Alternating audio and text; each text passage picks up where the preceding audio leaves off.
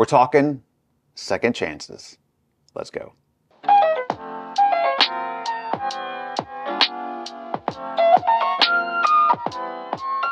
Hey guys, welcome back to the channel. Like, subscribe, all that fun stuff down below. Help grow the channel. Really appreciate it. We are talking second chances, and I put out a poll a week or so ago about what camera I should repurchase. The ZV-1F, Insta360 Go 3, or nothing and save my money. Well, nothing and save my money won, but that's kind of boring.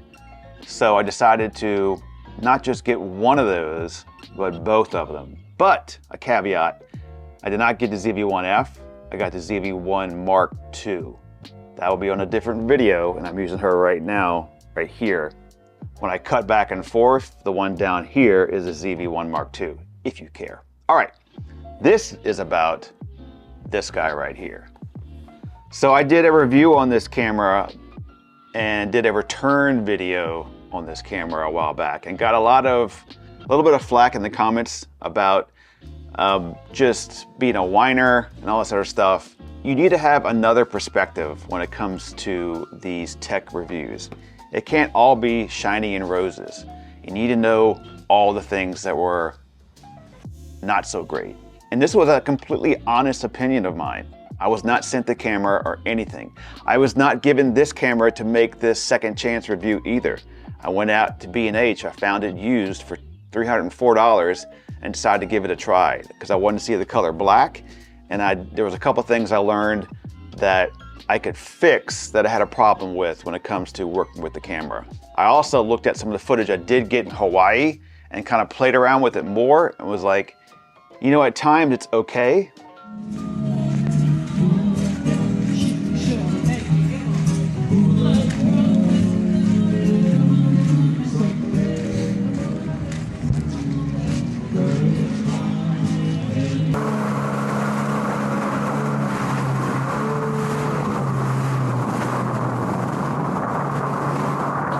But I still have the negative opinions also.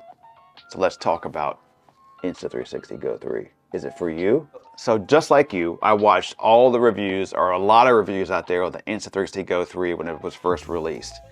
And they were all claiming how awesome it was, how great it was, it's now part of my kit, blah, blah, blah. That's why I kind of picked it up and say, hey, I had the Go 2. I think the Go 3 is going to be even better. And all the problems for there are going to be fixed. So my level of expectation was up here. Went to Hawaii, did a lot of filming, and then when I saw the footage, I went down here. And then when I had a problem with the transfer speeds from the camera to the computer, it dropped lower. And then the reception issue back and forth when it comes to being on the back of my hat and cutting in and out, I was again like, oh. So one of the things that I wanted to talk about that has kind of changed my opinion about the camera is the fun factor. So I did miss the fun factor of having it mounted to my chest, walking around to a store. No one really knows what you're recording or not. So you can get interesting kind of shots, POV shots that way in stores, through airports, all that kind of stuff. I know I did a whole video about putting the magnet on the Action 4 and putting it on your chest also and walking around. And it does work. This guy just died. It does work just fine, except for one part of it. I go running a lot with these cameras, and I do have to say, this is the best running camera, action-wise, there is right now. And I'll tell you why. I can put it here, I can even get a neck mount to make it even more stable from Telesin and all that kind of stuff, but I don't want to have that as I run around and it bounces. This is a little bit bigger too, so the magnet as I run is not going to hold it, it's going to fall off. So that's not the best option. Now, walking around in a store is fine too, but now it's bigger and more noticeable and people will then catch attention. So you see them looking at the camera and looking at you like, what are you doing? But if you do mind that, something smaller is even better. This is what I did miss about it, right? Now it's black.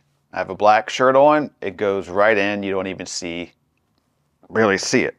And that's nice. So no one even looks. So you can put a jacket on over and you can zip up your jacket, hide it, and then unzip it when you want to film and zip it back up again if you're that worried about it. What I like about this camera is going through an airport, walking through the terminal, going into the jetway, going on board the plane. You can film the whole thing with this guy. Have your backpack on, have your bags, dealing with your kids, whatever. You can film and capture all that.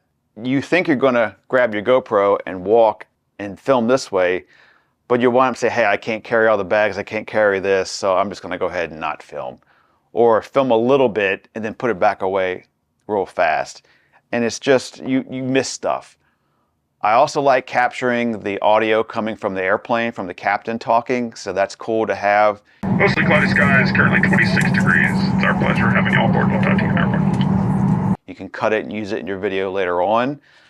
This thing does capture great audio. I am very surprised at how good of the audio coming out of this little camera is.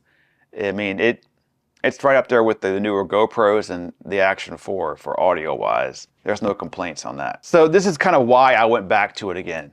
Compare it more with the Action 4 and see how it compares in lower light again, and just put it through its paces one more time. So I'm not going to try to trick you. The Action 4 is a better image quality camera. It's a bigger sensor, it's a bigger lens, it should be better, and it is. It's the trade-off. How much can I play with it in post to make it look as best as I can?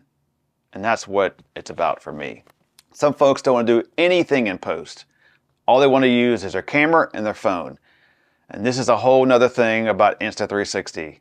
They are very good about just using your phone and the camera that you decide to buy from them. I can easily grab footage from here, play with it on my phone, do their own type of film simulation stuff, and then post up on social media, no problem, if that's what you want. I wish this was 4K. I hope the next one will be 4K, but for right now, we're giving this guy another chance, so let's get started. Wouldn't lie to you, doesn't matter what I do. She's got a hold on me. She knows how to drive a truck, but she lets me pick her up when we're going dancing. My heart stops beating when my headlights shining on her. She's my country girl. I couldn't tell you what she's doing with me. She's so damn out of my league. She's a little bit crazy on the weekends, dancing in her red dress, and I love the way she looks in my eyes. And I'm feeling like midnight's getting closer, and I just wanna hold her in my arms till the sun comes up. She's a little bit country. Yeah, she's my country girl. She's a little bit country. Yeah, she's my country girl. She can let her hair down, but got her feet on the ground.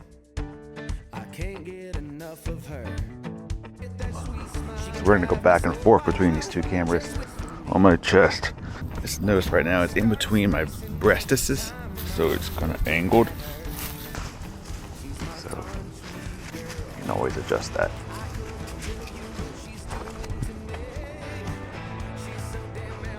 Go ahead and switch it out here.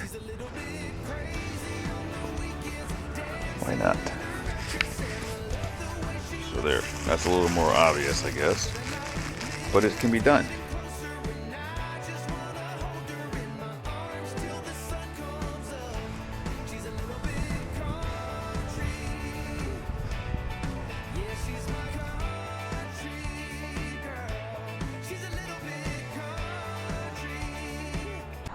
So memory-wise, this is 128.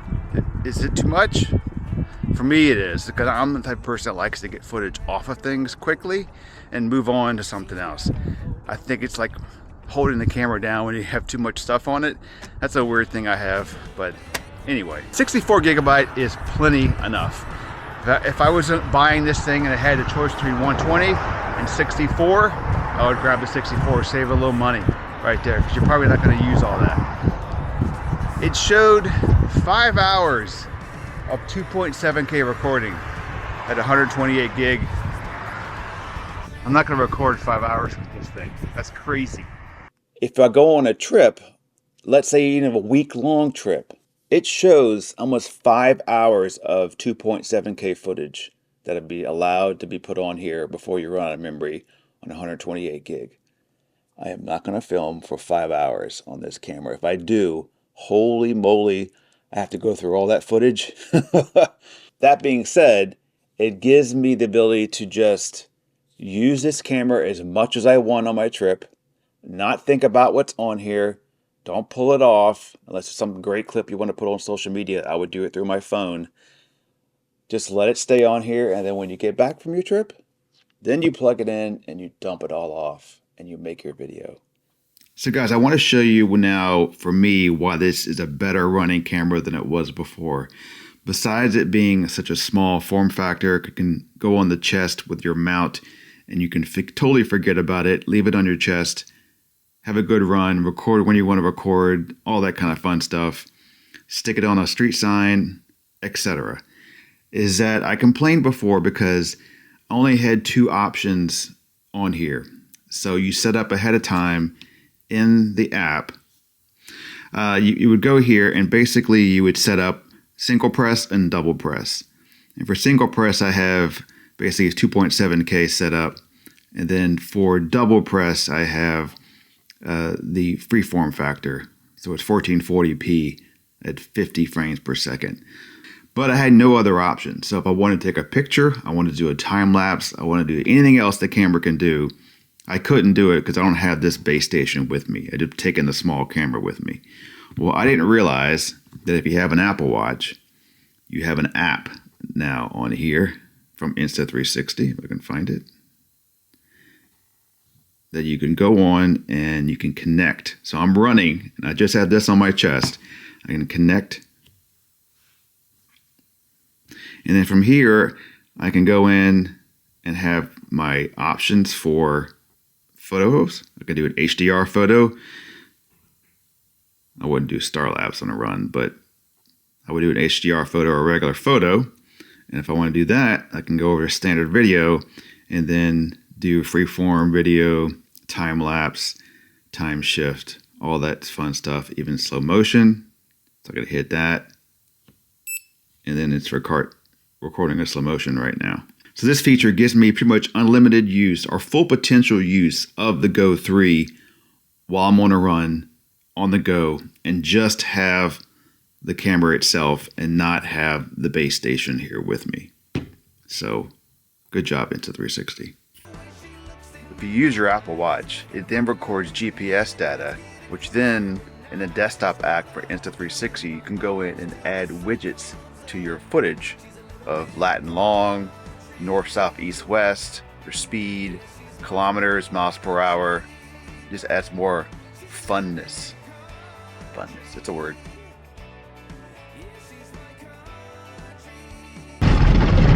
So I just joined the car wash membership.